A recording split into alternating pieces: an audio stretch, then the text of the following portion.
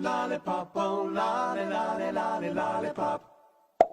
Boom, boom, boom. Lollipop, lollipop, oh lolly, lolly, lolly, lollipop. Lollipop, oh lolly, lolly, lollipop. Et salut à vous qui regardez cette vidéo. Aujourd'hui je vais vous parler d'un animé qui s'appelle Imuto Sairaba Ali. C'est un animé de 12 épisodes sorti en 2017, créé par Yomi Hirasaka. Donc l'histoire suit le romancier Itsuki Hashima, qui a l'air bien fatigué. Et ce personnage a une attirance assez forte.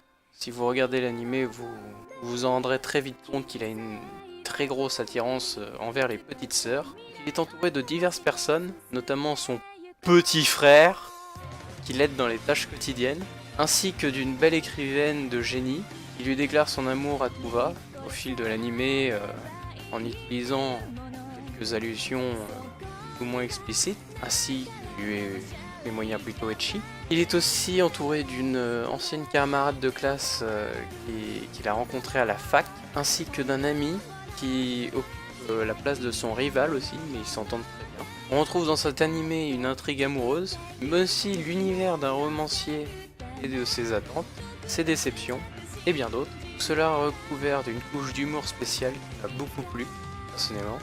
Parce que cet humour qui est un peu... comment dire, un peu vache, un peu très explicite, ça tourne autour du thème etchi. Hein. Donc voilà, moi ça me plaît beaucoup, ça me fait rire, il y a quelques passages qui sont très drôles. Ensuite, au niveau de l'animation, on a quelque chose de plutôt classique, avec quelques nuances de luminosité plutôt chaleureuses, qui permettent aux spectateurs de bien se sentir en regardant l'épisode.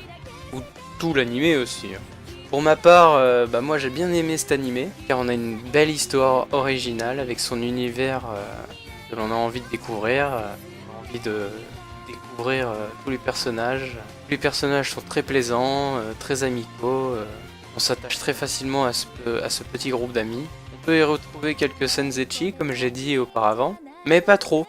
On en retrouve mais sans plus, ce qui rajoute un peu d'humour. Et ce qui évite qu'il y en aille trop et que ça soit vraiment trop poussé. Cet animé, pour ma part, je lui accorde une note de 8 sur 10. Avec, pour ma part, je pense que il peut s'améliorer si une nouvelle saison sort. Mais je n'ai aucune idée si une nouvelle saison sortira.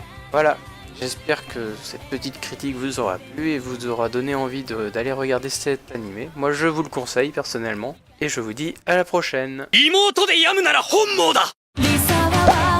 俺の名前は羽島樹妹キャラを愛し妹ものの小説ばかりを書き続けている天才作家だ妹さえいれば人生は最高なのになぜ俺には妹がいないのかだが見ていろいつか必ず究極の妹を作り出し妹業界に俺の名前を刻んでやる新たなる時代の幕開けを刮目してみるがいい